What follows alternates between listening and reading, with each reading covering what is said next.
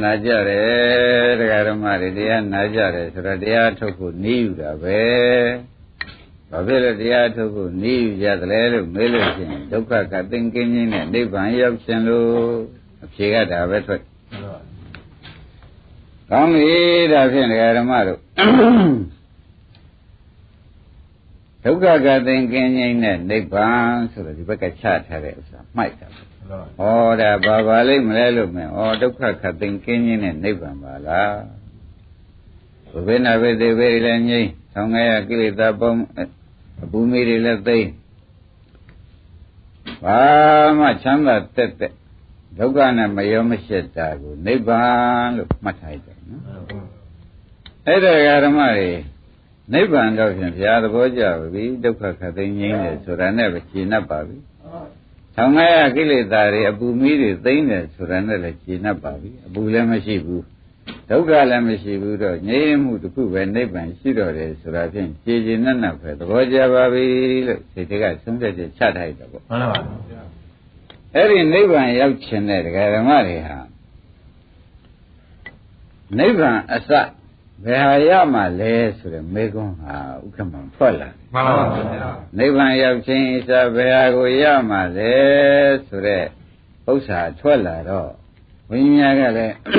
အဖြေပေးတယ်ဘုရားကလည်းဖြေပေးတယ်နိဗ္ဗာန်ရောက်ခြင်းတဲ့ပုဂ္ဂိုလ်ရဲ့အစဟာသမာဓိဋ္ဌိရမှဟေနိဗ္ဗာန်ရောက်ခြင်းတဲ့ပုဂ္ဂိုလ်အစကဘာပါလိမ့်သမာဓိဋ္ဌိရမှတဲ့ဓမ္မတို့နိဗ္ဗာန်ရောက်ခြင်းရတဲ့ပုဂ္ဂိုလ်ဒီအစဘာရဖို့အရေးကြီးသမာဓိဋ္ဌိအမှားကမှန်ကန်တာဒိဋ္ဌိကမြင်တာအမှန်ကန်မြင်တာကိုရဖို့အရေးကြီးတယ်ဆိုတဲ့ဥစ္စာဓမ္မတွေလေးစားစွာနဲ့ပဲမှတ်ထားပါဒုက္ခကသင်္ကင်းခြင်းနဲ့နိဗ္ဗာန်ကြီးရောက်ခြင်းရခြင်းကြတာကတော့ဖြင့်ဗုဒ္ဓဘာသာမှန်ကလူတိုင်းလူပဲရခြင်းကြရောက်ခြင်းကြတယ်ဆိုတော့မှန်ပါတယ်ဘယ်ကစပြီးဒီကာလစရမယ်ဆိုတာမသိတော့လေရကျင်တာပဲရှိမယ်အစအလုပ်ကိုတွေ့ကြမယ်မဟုတ်ဘူးဟုတ်ပါဘူးဗျာဒါကြောင့်ဘုန်းကြီးတို့ဓမ္မတွေနိဗ္ဗာန်ရောက်ခြင်းချင်းအစသမာဓိဋ္ဌိရမှာရှင်းမနိဗ္ဗာန်ရောက်ခြင်းချင်းအစသမာဓိဋ္ဌိရပါဗျာသမာဓိဋ္ဌိရမှာဒါဖြင့်ဓမ္မတွေဩနိဗ္ဗာန်ရောက်ခြင်းလို့ရှိရင်ဖြင့်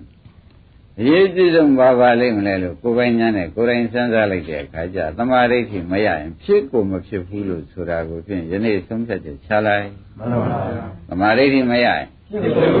ဖြစ်ကိုမဖြစ်ဘူးဆိုတာဘုန်းကြီးတို့ဓမ္မတွေကဆုံးဖြတ်ချက်ချရတာပေါ့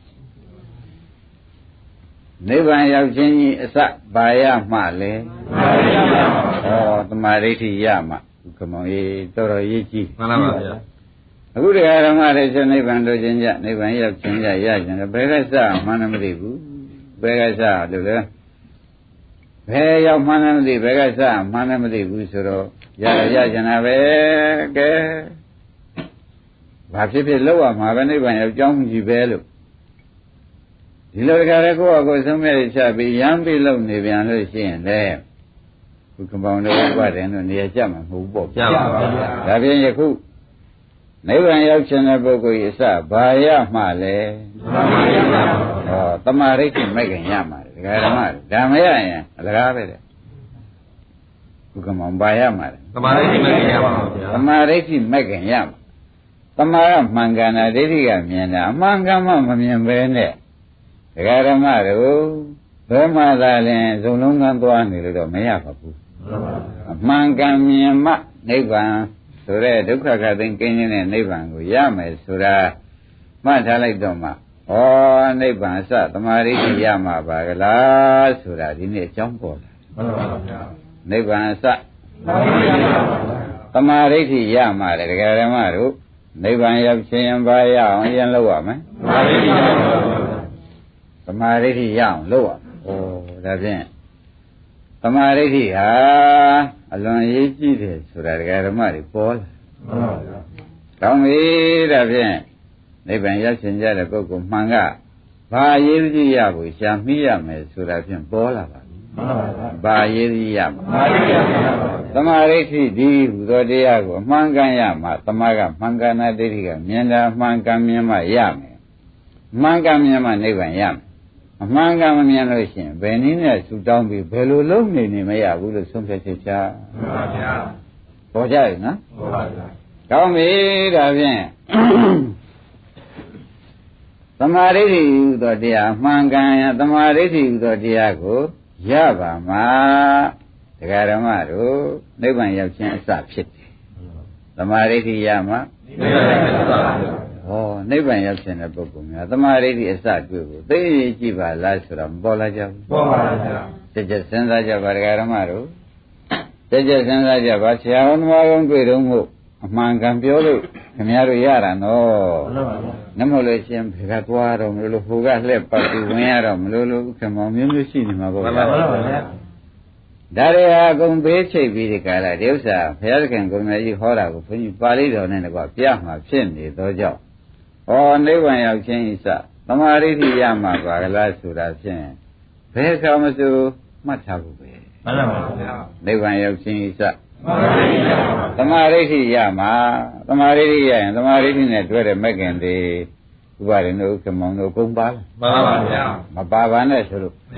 မရပါဘူးသူနဲ့ဖြစ်ဖို့ဖြစ်ပက်တွေပဲသမာမက္ကင်ဆိုတဲ့ကိုကသူနဲ့ဖြစ်ဖို့ဖြစ်ပက်တွေသမာဓိဋ္ဌိရရင်သမာသင်္ကပ္ပပါလားသမာသင်္ကပ္ပပါလားတတိဝရိယသမာဓိတွေလိုက်ပြီးဒီကလာလာတော့ဒါတွေပြည့်စုံတော့ပြန်တော့သမာဝဆသမာကမ္မန္တသမာဇီဝဆိုတဲ့မက္ကင်7ပါးဟာတခါတည်းအစုလိုက်အပုံလိုက်အပြုံလိုက်ဆိုသလိုပဲသမာဓိဋ္ဌိရရင်ပါလာတယ်မှန်ပါဗျာဒါဖြင့်ဒကာဓမ္မတို့နိဗ္ဗာန်ဆိုတဲ့တရားကြီးကိုရောက်ချင်ခြင်းအစဘယ်ဟာပြည့်စုံမှလဲသမာဓိပြည့်စုံမှမှတ်ကြစမ်းမှမှတ်ကြစမ်းပါဒကာဓမ္မတို့သမာဓိမပြည့်စုံလို့ရှိရင်ဖြင့်ဥက္ကမောအာပေါ့အောင်အထုတ်နေဗျာမရဘူးမှန်ပါဗျာသမထသမားတွေများပင်မလိုက်တဲ့ဖြစ်ရင်သမာဓိတလုံးမှမပါတော့ရကိုမရမှန်ပါဗျာနိဗ္ဗာန်မြန်မြန်မြန်မရလည်းမရဘူးဥပအောင်ကြီးမှန်ပါဗျာရနိုင်ရလားမရနိုင်ပါဘူးသမာဓိမှမပါပဲအဲဒါကြောင့်နိဗ္ဗာန်ရောက်ခြင်းစသမာဓိပြည့်စုံမှဆိုတာကိုဖြင့်ဒကာဓမ္မတွေလေးလေးစားစားမှတ်ရမှန်ပါဗျာလေးလေးစားစားမှသမာဓိမပါရင်တော့မရဘူးဆိုတာဥက္ကမောင်တစ်ထစ်ချဆုံးဖြတ်ချက်ချမှန်ပါဗျာတခါသမာဓိပြည့်စုံခြင်းအစဘယ်ကတုံးဆိုတာပြန်လိုက်ရအောင်မှန်ပါဗျာဒကာဓမ္မတို့သမာဓိပြည့်စုံခြင်းအစဘယ်ကတုံးလို့ဆိုတဲ့ဥစ္စာဒုတိယဆင့်ပြီးအမေးပေါ်လာတယ်မှန်ပါဗျာဥက္ကမောအကြောင်းကျိုးဆိုတာဆက်ရတယ်နော်မှန်ပါဗျာအကြောင်းကျိုးမရှိတဲ့စကားဥကလုံးဝသူယူစကားလို့မှတ်ပါမှန်ပါဗျာအကြောင်းကျိုးမဆက်တဲ့စကားဟူသည်သူယူစကားလို့သိသိချာချာမှတ်ကြစမ်းပါဒါပြန်သမာဓိဋ္ဌိအစာဒကာဓမ္မတို့ကိုယ်နဲ့ထိုက်တန်တဲ့တရားနာမှုပဲမှန်ပါဗျာတပည့်ကြလားရပါဘူးကိုယ်နဲ့ထိုက်တန်တဲ့တရားကိုနာမှုပဲနှလုံးသွင်းမှန်တဲ့တရားကိုနာမှုပေါ့ဗျာမှန်ပါဗျာနှလုံးသွင်းမှန်တဲ့တရားကိုနာမှုပါဓမ္မသမာဓိဋ္ဌိရမှန်ပါဗျာနှလုံးသွင်းမှန်တဲ့တရားကိုနာမှုမရှိလို့ရှိရင်သမာဓိမရဘူးမရပါဘူးဗျာဒါသမာဓိသုတ်မာဓိတိုင်းလာလို့ဘုန်းကြီးကချက်ထွန်ပြီးပြောတယ်လို့မှတ်ပါမှန်ပါဗျာဥပ္ပိပါဏသပါဠိတော်မှာဤတိုင်းလာနေလို့ဓမ္မတွေရမ်းအောက်ထုတ်လို့ရှိရင်ခဲတောင်ရမ်းပြမှန်ရင်လည်းရှိမှန်နေတာပေါ့ဥက္ကမောင်ရမှန်ပါဗျာမှန်ကြီးပေါက်ပြတ်နိုင်မှကိုလိုရှိတဲ့သတိမှန်တော့ပေါ့မှန်ပါဗျာအဲ့ဒါပြန်ဓမ္မတို့သမာဓိအစာတရားနာပြီးနှလုံးသွင်းမှန်မှုကကိုယ်ကနော်တရားနာပြီးနှလုံးသွင်းမှန်မှုကရိပ်မိဗလားတရားနာပြီးမဲ့လည်းနှလုံးသွင်းမှန်တဲ့တရားနာထားလို့နတ်ပြည်ရောက်ဗြဟ္မပြည်ရောက်နေတော့မဖြစ်သေးဘူးမှန်ပါဗျာဒါကိုလည်းခွဲရသေးတယ်ဒါပြန်သမာဓိဖြစ်ခြင်းစာတရားမှားမှုနှလုံးသွင်းမှန်မှုကစာသဘောကျလားကျပါပြီတရားနာမှုတရားလည်းနာနှလုံးသွင်းလည်းမှန်ရမယ်ဒီဟာကစမှသမာဓိပေါ်မှာလေမှန်ပါဗျာဥပါဒနာမပေါ်ကုန်ပေါ်ဘူးတဲ့ဒါဟောလည်းမဟောဘူးသေးပါဘူးဒကာဓမ္မတွေအကြောင်းကျိုးဆက်တာလဲသိကြလိုက်တာလွန်လို့မှန်ပါဗျာအကြောင်းကျိုးဆက်တာလဲအမှန်သေးကြတယ်သိကြပါဗျာ သူအောင်နာကြည့်ချင်းနဲ့ထောင်ကြည့်ပါ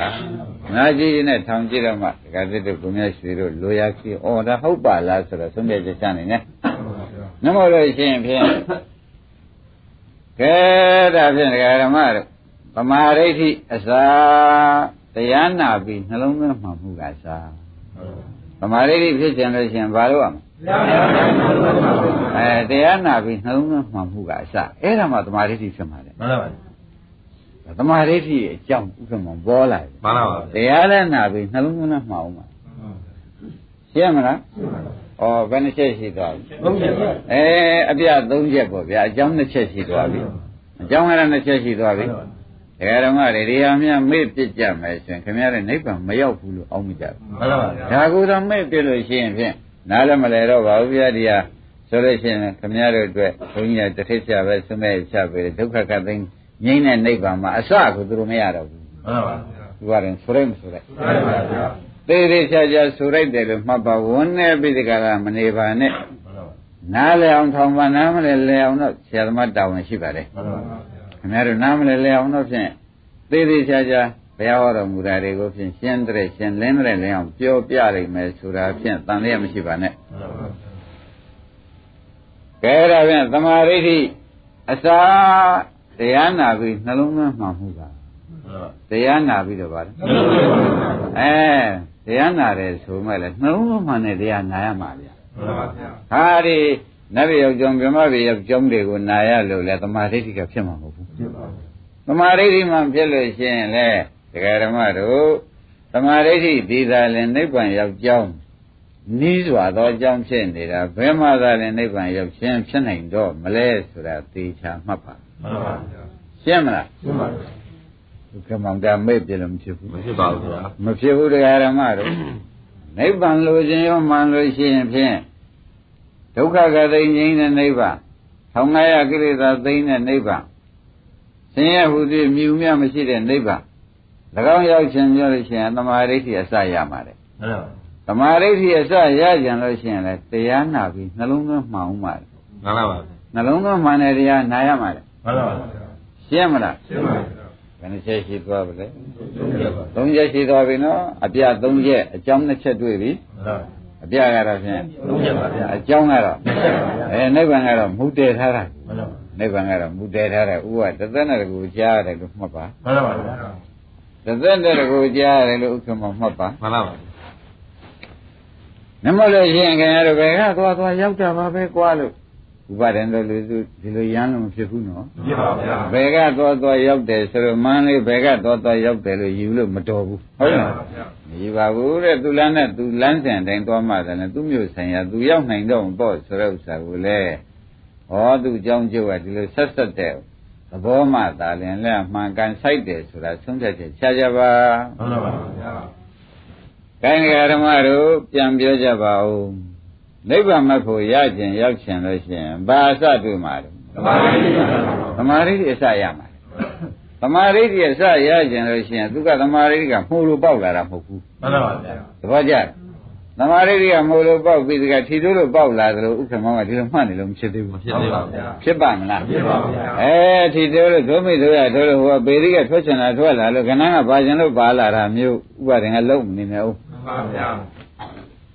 အဲ့တော့သမာဓိအစရှိမှသာအစရမှသာလည်းနိဗ္ဗာန်ရနိုင်တယ်သမာဓိအစကိုလည်းဘယ်ရမှသာလည်းသမာဓိအစကလည်းပေါ်နိုင်တယ်ဆိုတာလည်းစဉ်းစားပါဦးတရားနာပြီးနှလုံးသွင်းမှနဲ့တရားနာရမှာဒကာဓမ္မတို့ဘာလဲ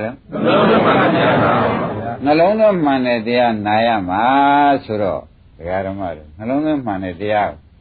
ဘဒ္ဒဗံတည်ခြင်းလို့ရှိရင်တရားမနာရင်မတည်နိုင်ဘူးဆိုတော့လည်းပါသွားတယ်မှန်ပါဗျာနှလုံးသွင်းမှနဲ့တရားနာရမှသမာဓိဖြစ်မယ်သမာဓိဖြစ်မှနိဗ္ဗာန်ရမယ်မှန်ပါသဘောပါကြဟုတ်ပါကောင်းပြီဒါဖြင့်ဒကာဓမ္မတို့ဆက်ပြီးတော့စဉ်းစားပါဦးတဲ့ဘုရားသခင်ကိုရမေကြီးကခင်ဗျားတို့ကိုလမ်းမှားပြီးဒီကလာအမျိုးမျိုးဘုံမူတောင်းကသွားတော့မလို့မြောက်ကသွားရောက်ရတော့မလို့လို့ဆိုပြီးဝိသိကိစ္စကြီးနဲ့နေမှာသိဆိုရင်မှန်ပါဝိသိကိစ္စရှိပြီဆိုရင်ဒီလမ်းကသွားရတော့မလားဟိုလမ်းကသွားရတော့မလားဆိုတဲ့လူကရဲတင်းတင်းဘယ်တော့မှလှမ်းနိုင်မှာမဟုတ်ပါဘူးလှမ်းပါဘူးလှမ်းပါမလားလှမ်းပါဘူးဘာဖြစ်လို့သူတည်းဝိသိကိစ္စရှိ မှန်လေးရှိနေတယ်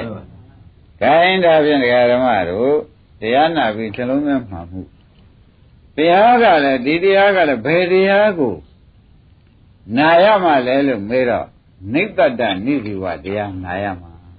ဟောနိဗ္ဗတနိဇိဝတရားနာတတ္တဝါမဟုတ်အသက်ဟုတ်တဲ့တရားနာရမှာလေမှန်ပါဗျာခိုင်းဒကာဓမ္မတို့ပေါ်သေးဘူးလားပေါ်ပါဗျာဘယ်တရားနာရမှာလဲနိဇိဝจิตတတတ္တဝါမဟုတ်ဟုတ်လားအသက်မဟုတ်တဲ့တရားနာရမှာသုံးညတဖြစ်တဲ့တရားနာရမှာတတ္တဝါစိတ်တဲ့တရားအသက်စိတ်တဲ့တရားသဘောကျသုံးညတစိတ်တဲ့တရားနာရမှာဒကာဓမ္မတို့နှလုံးသွင်းမှန်မယ်နှလုံးသွင်းမှန်မှသမာဓိဖြစ်မယ်သမာဓိဖြစ်ပါမှနိဗ္ဗာန်မဖို့ရောက်မယ်ဆိုတော့အလုံးကဓမ္မတွေယနေ့တရားမမေ့နဲ့ဆိုတဲ့ဥစ္စာအတော်ရေးကြည့်လို့ပြောတာကြည့်ပါဗျာဥပါဒံသမညအရေးလည်းကြည့်တာအမှန်တရားရေးကြည့်တဲ့ဒကာဓမ္မတွေဒီဥစ္စာပညာတွေကပြောလို့ရှိရင်ခင်ဗျားတို့ကသမညနာနဲ့ထောင်ပြီးဒီကလာမနေပဲနဲ့ဩဒီရေးကနေတိုင်းတဲ့ပိုကြည့်နေပြန်ပြီဆိုတာကိုပဲဆုံးဖြတ်ချက်ချမှန်ပါဗျာဥပါအောင်ဘယ်လိုဆုံးဖြတ်ချက်နေတိုင်းနဲ့ပိုကြည့်နေတယ်နေတိုင်းနဲ့ပိုကြည့်နေတဲ့လမ်းစဉ်ကိုဒီလမ်းကသွားမှဆိုတာကိုသေချာဆိုတော့ဒီလမ်းမြေပုံဆွဲပြီးတော့ကိုမှတ်ထားရမှာမှန်ပါဗျာသဘောကျဒီလမ်းမြေပုံဆွဲမှမသွားလို့ရှိရင်ဖြင့်ဥက္ကမောင်ဘယ်နည်းနဲ့မှလွယ်ရခီးမရောက်နိုင်ဘူးဆိုတော့ဒီမြေပုံကိုခင်ဗျားတို့ဖြောက်ပြလို့ရှိရင်တော့ဖြင့်ကောင်းငင်သွားလဲအမှားကွင်းတွေကလေးမြန်ကြမလို့ဖြစ်နေတယ်မှန်ပါဗျာဟုတ်ဘူးလားရေပြန်သွားပြန်လို့ရှိရင်ကြောက်ဆောင်လေးရောက်လို့သမောပေါက်ရုံမရှိမယ်မှန်ပါဗျာဒီမြေပုံပြောက်သွားရင်လေဒီမှာနိဗ္ဗာန်သွားလို့တဲ့ပုဂ္ဂိုလ်မှာဒီလမ်းစဉ်ပြောက်သွားလို့ရှိရင်မရောက်တော့ဘူးသာဆုံးဖြတ်ချက်ချာမှန်ပါဗျာရှင်းမလားရှင်းပါဗျာဒီလမ်းစဉ်ပြောက်သွားရင်မရောက်တော့ဘူးဗျာကဲတရားနာမှုနှလုံးသွင်းမှမှုဆိုတာလဲဘယ်တရားမျိုးနာရမှလဲဆိုတဲ့အမေးကထွက်လာတာနိဗ္ဗတနိဇိဝတရားနာရမှာဘာတရားလဲနိဗ္ဗတနိဇိဝတရားပတ္တဝါမဟုတ်အသက်ဟုတ်တဲ့တရားနာရမှာတတ္တဝါမဟုတ်အသက်မဟုတ်ဆိုတော့ယုံနာတို့ဖြစ်ပျက်တို့ပေါ့ဗျာဒုက္ခသစ္စာတို့ဆိုတော့တတ္တဝါတွေဟုတ်သေးရဲ့လားဟုတ်ပါဘူးပုဂ္ဂိုလ်တွေကဟုတ်သေးရဲ့အဲ့ဒီတရားမျိုးကိုနာရမှလဲဘုန်းကြီးတို့ဓမ္မတွေတဲ့ခொနဲ့ကနှလုံးသွင်းမှန်တရားနာပြီးနှလုံးသွင်းမှန်သွားတော့တယ်မှန်ပါဘူးအဲ့ဒီတရားနာနှလုံးသွင်းမှန်သွားတော့မှဥက္ကမောကြီးသမာဓိဖြစ်မှန်ပါဘူးသမာဓိဖြစ်လာတော့မှသမာဓိကိုဘာဝိတ္တပကိစ္စနဲ့ပွားလိုက်တော့မှနိဗ္ဗာန်မျက်မှောက်ပြုတာမှန်ပါဘူးရှင်းမလားရှင်းပါဗျာဩတော်တော်ရေးကြည့်ပါလားဆိုတဲ့ဥစ္စာခမောကြီးပုံမူပြီးကြလားဒီနိဗ္ဗာန်သွားမြေပုံကြီးဖြောက်ပြလို့တော်ပါမတော်ပါဘူးဗျာနိဗ္ဗာန်သွားခရီးစဉ်မြေပုံကြီးမပါလို့ရှိရင်ဖြင့်ဒကာဓမ္မတို့ခမည်းတော်ရောက်ကြတော့မှာမဟုတ်ပါဘူးမှန်ပါပါကဲနိဗ္ဗာန်သွားခရီးစဉ်မြေပုံတွေ့ပလားတွေ့ပါဗျာတွေ့ပြီနော်ဘယ်ကစမှာတော့ဆိုတော့နိဗ္ဗတနိဇိဝတရားနိဗ္ဗတနိဇိဝတရားသုံးညတတရားလို့လည်းခေါ်နိုင်တယ်လို့ဥက္ကမောမှတ်လိုက်စမ်းမှန်ပါပါသုံးညတဆိုတာပုဂ္ဂိုလ်တ attva စိတ်ပါသေးတာဒီဟုတ်ပြီနိဗ္ဗတနိဇိဝတရားသုံးညတဓမ္မဖြစ်တဲ့တရားကိုနှလုံးသွင်းမှအောင်တရားနာရမှခမည်းတော်သမာဓိဖြစ်တော့မယ်သမာဓိဖြစ်ပါမှနိဗ္ဗာန်ကိုရောက်တော့မယ်ဆိုတာကိုလေးလေးစားစားမှတ်ထားရမှာဩဟုတ်ပြီဒီမြေပုံတော့မဖြောက်ဘူးကွနိဗ္ဗာန်ရောက်ဖြစ်တဲ့ပုဂ္ဂိုလ်ဒီမြေပုံကိုဖြောက်ပြလို့ဒီနာနဲ့မျက်စိလဲပြီးတော့အောင်းမွေပြီးတော့ဖြောက်ပြလိုက်ရင်မျက်စိလဲမရောက်တော့ဘူးမျက်စိလဲမရောက်တော့ပါဘူးအခုခမည်းတော်တတန်တရားလုံးဖရာတွေကင်းကဝါလူသဲစမကဖရာတွေပွန့်ပြီးတကလာသွားကြတာနိဗ္ဗာန်သွားမြေပုံမရလို့မှန်ပါဗျာနိဗ္ဗာန်သွားမြေပုံမရတဲ့အတွက်ဖရာနဲ့လည်းမတွေ့နိဗ္ဗာန်နဲ့လည်းမတွေ့ပုဗ္ဗေဒဘိနေသေဘိနေနဲ့ဒါမိတ်ဆွေဖြစ်ငရဲတွေနဲ့မိတ်ဆွေဖြစ်လိုက်ဟမ်ပုဗ္ဗေဒဘိသေဘိနေနဲ့မိတ်ဆွေဖြစ်လိုက်ဒုက္ခဒေါမနတာတွေနဲ့နေလိုက်ရဇွန်းတော်မောက်ကုံနဲ့ပုဂ္ဂိုလ်တန်တာမျိုးမျိုးပြောင်းပြီးတကလာသေဖို့ဝင်လိုက်ရနိဗ္ဗာန်သွားမြေပုံပြောက်မှန်ပါဗျာသဘောကျဗလားဘာပြောက်နိဗ္ဗာန်သွားမြေပုံပြောက်ပါဗျာဒီဆိုင်ရင်တော့ရိပ်မိဗလားရိပ်ပါဗျာအားလုံးဓမ္မတွေဒီနေ့ရေးကြည့်တယ်ဆိုတော့သိဗလားသိပါဗျာဒါရင်ခင်ဗျားရဲ့လက်ထဲမှာရုပ်စာအမြဲဆောင်ထားပါဗျာဒီလေးချက်ကိုအမြဲဆောင်ထားရမယ်ဒီလေးချက်ပြောက်သွားလို့ရှိရင်ဖြင့်ငါဖြင့်ကိုချိုးနေပေါ့ဟိဥလန်းနာလန်းသေလန်းသာလည်းငါသွားရတော့တယ်မအိုမနေအမြဲတည်းနေတဲ့နိဗ္ဗာန်လမ်းတော်ဖြင့်ငါမြေပုံပြောက်တဲ့အတွက်ကိုကျိုးနေဖို့လို့ဆုံးဖြတ်ချက်ချမှန်ပါဗျာရှင်းမလားရှ ဥက္ကမောင်ဘယ်လောက်ရေးကြည့်လဲတော်ရေးကြည့်ဒါရင်ဘုန်းကြီးကရေးကြည့်ပြောတတ်လို့ရေးကြည့်နေတာလားလမ်းစဉ်တိုင်းရေးကြည့်နေတာလားလဲဝေဘာနာလမ်းစဉ်တိုင်းရေးကြည့်တယ်လို့ဝေဘာညပါရှင်းမလားခိုင်းဒါဖြင့်ဒီရေးဒီတရားဓမ္မတို့အိမ်ကြလဲဖြောင်းမပြင်းနဲ့တစ်ခေါက်ပြောပါဦးမယ်တရားဓမ္မတွေသံမေးတဲ့တရားဓမ္မတွေစာရေးတဲ့ပုဂ္ဂိုလ်တွေကအိမ်ပြန်ကြည့်သိတယ်ကိုယ်တန်းနဲ့ဖဏတွေကတော့ဖွင့်ကြည့်သိတယ်ဘာမှဒီဥစ္စာတွေရှေ့ကိုလည်းတရားကဆက်ဟောမှဖြစ်တော့ရှေ့လည်းမှတ်စရာတွေနဲ့ဒါလေးမူပြောက်သွားမှဖြစ်လဲရှေ့မှတ်စရာကနိဗ္ဗာန်ပြောတော့မှာတော့အလုစကံပြောမှာတော့သေချာပါရဲ့သေချာစဉ်းစားတရားဓမ္မတို့သေချာစဉ်းစားပါဒီဥစ္စာတော်တော်ကြီးကြီးနေလို့လေးလေးစားစားပြောနေတယ်လို့မှတ်ပါမှန်ပါဗျာဟောက်လှဟောတဲ့တရားမဟုတ်ဘူးခမည်းတော်ကိုကျိုးနဲ့မှဆိုလို့ထပ်ပြောနေတဲ့တရားလို့မှတ်ပါမှန်ပါဗျာဘုန်းကြီးကဒီတရားဓမ္မတွေတရားကိုမလို့ခြင်းတဲ့လိုချင်အောင်လို့ဒီလိုအောင်းမဲ့မနေနဲ့ခင်ဗျားတို့ငိုချင်းချမှမြင်လို့ဒီဟာပြောက်သွားရင်မှန်ပါဗျာဒီဟာပြောက်သွားရင်မရှိလဲရောမယ်ဝန်ကဘာလဲတဲ့ဆိုးမယ်မှန်ပါမဆိုးပဲဘူးဆိုးမယ်တဲ့ဒါဖြင့်သမာဓိရကြံလို့ရှိရင်တရားနာပြီးနှလုံးသွင်းမှန်ရမယ်မှန်ပါနှလုံးသွင်းမှန်ကြံလို့ရှိရင်လည်းဘယ်တရားကိုကျွတ်တို့နှလုံးသွင်းရမှဘယ်တရားကိုနာရမှဘယ်တရားနှလုံးသွင်းရမှလဲခင်ဗျားတို့ကျွတ်တို့ဒီနှလုံးသွင်းမှန်မှုဖြစ်နိုင်ပါမလို့ဆိုတော့နိတ္တနိစုဝတရားနာရမှာသဘောကျတတ္တဝါမဟုတ်ပုဂ္ဂိုလ်မဟုတ်လို့တရားကိုသိထားမယ်ယုံနာဓမ္မတွေကပုဂ္ဂိုလ်ကဟုတ်ကလားတတ္တဝါကောနိတ္တနိစုဝဓမ္မတရားကိုနာရမှသာထင်လဲနှလုံးသွင်းမှန်တယ်သဘောကျလားအဲ့ဒီနှလုံးသွင်းမှန်မှလည်းသမာဓိဖြစ်မယ်သမာဓိဖြစ်မှလည်းဘုံမသေးမြဲနေတဲ့နိဗ္ဗာန်ကိုရောက်မယ်ဆိုတော့ဥက္ကမောင်ကြီးအကြောင်းကျုပ်ပဲလားဆက်ပြီနော်ဆက်ပြီပါအစဉ်တိုင်းသွားဟိုကပြောင်းပြန်မဲ့လှဲ့လာဒကာဓမ္မတို့ဒီဥစ္စာဖြင့်အသက်ကြီးတဲ့ပုဂ္ဂိုလ်များနိဗ္ဗာန်ဟုတ်လို့ရှိတဲ့ပုဂ္ဂိုလ်များဒီမြေပုံဖြင့်ဒကာဓမ္မနိဗ္ဗာန်သွားမြေပုံဖြစ်နေဟောနေတော့ဥပါရင်မပြောက်စီနေမပြောက်စီနဲ့ဆိုတဲ့ဥစ္စာဒါလေးပြောက်သွားလို့ရှိရင်ဖြင့်မျက်စိလည်းပြီးကာလကြောက်ကြမယ်သာစိတ်ကူးပြီတော့မှန်ပါဗျာမျက်စိလည်းပြီးတော့ကြောက်ကြပါဗျာမျက်စိလည်းကြောက်ကြမယ်ဆိုတော့နိဗ္ဗာန်လည်းရောက်ခြင်းလေဘာလို့အမှန်ကုန်မသိဘူးမှန်ပါဗျာပါတယ်ဘာလို့အမှန်ကုန်မသိဘူးဒါပြန်ဒီခင်ဗျားတို့ရိုးရိုးမန္တရားပဲရှောက်ပြီးအမျိုးမျိုးဖုံဖုံနာရပြကြကုသိုလ်တော့မဖြစ်ဘူးလို့မဆိုပါဘူးမှန်ပါပါကုသိုလ်တော့ဖြစ်တာသေချာဖြစ်တာပဲတရားပဲမြတ်စွာဘုရားဟောတော်မူတဲ့တရားတွေပဲကုသိုလ်တော့ဖြစ်တာပဲသို့တော့သမာဓိဖြစ်ခြင်းဖြစ်နိုင်ပါရဲ့လားလို့ဆိုတော့ချို့တရားတော့သမာဓိဖြစ်ဖို့တဲမလို့မလွယ်ပါဘူးဖြစ်ပြန်တော့လေကမ္မတက္ကတသမာဓိတော့ဖြစ်နေမှန်ပါဗျာသစ္စာအနုလောမိကသမာဓိကမဖြစ်ဘူးဖြစ်ပါဘူးသဘောကျကံကိုင်းကျိုးယုံကြည်တဲ့သမာဓိတော့ဥက္ကမဖြစ်သားဖြစ်ပါဗျာသစ္စာလျော်တဲ့နိဗ္ဗာန်တည်းဟူသောနိရောဓသစ္စာနဲ့လျော်တဲ့သမာဓိကမဖြစ်ပြန်ဘူးမခက်ဘူးလားအဲ့ဒါနိဗ္ဗာန်ဝေးနေပြန်တယ်လို့ဆိုရဘူးလားဗျာအဲ့ဒါကြောင့်နိဗ္ဗာန်တကယ်လိုချင်ကြလို့ရှိရင်ဖြင့်သမာဓိအစတွေ့အောင်ရှားပါသမာဓိအစတွေ့ကြလို့ရှိရင်လည်းတရားနာပြီးနှလုံးသွင်းမှန်ရပါလိမ့်မယ်နှလုံးသွင်းမှန်ကျင်လို့ရှိရင်လည်းဘယ်တရားကိုနာမှသာရင်တို့သည်နှလုံးသွင်းမှန်တဲ့အခြေအနေရောက်မှာလဲဆိုနိတ္တနိဇေဝဓမ္မသုံးညတဓမ္မနာရမှာကိစ္စပြီးမှန်ပါပေါ်ပါလားပေါ်ပါဗျာဗာတရားနာရမှာသုံးညတတရားနိတ္တနိဇေဝနဲ့သုံးညတနဲ့အတူတူပဲဒကာဓမ္မတွေမြဲတဲ့မြဲခိုင်တဲ့ခိုင်အောင်လို့သာထပ်ပြောနေတဲ့အဓိပ္ပာယ်လို့မှတ်ပါမှန်ပါဗျာနိတ္တနိဇေဝဆိုတာကသတ္တဝါမဟုတ်ပုဂ္ဂိုလ်မဟုတ်တာဒါသိထားသုံးညတဆိုတာသတ္တဝါဟူသောအဖြစ်မှစိတ်တယ်ပုဂ္ဂိုလ်သတ္တဝါဟူသောအဖြစ်မှစိတ်သုံးတာကိုသုံးညတခေါ်တာပဲအဲ့ဒါသုံးညတဖြစ်တဲ့နိတ္တနိဇေဝတရားကိုနာယမသာခြင်းလဲဒကာဓမ္မတို့ဉာဏ်နှလုံးသွင်းမှန်တော့မယ်မှန်ပါဗျာနှလုံးသွင်းမှန်မှလည်းဘာဖြစ်မလဲသမာဓိဖြစ်မှလည်းနိဗ္ဗာန်ရောက်မယ်ဆိုတော့ဥက္ကမောင်အနုလောမနဲ့လှဲ့မေဥပါဒံတို့ပฏิလောမနဲ့လှဲ့ပြီးရှားဒါဖြင့်ဒါ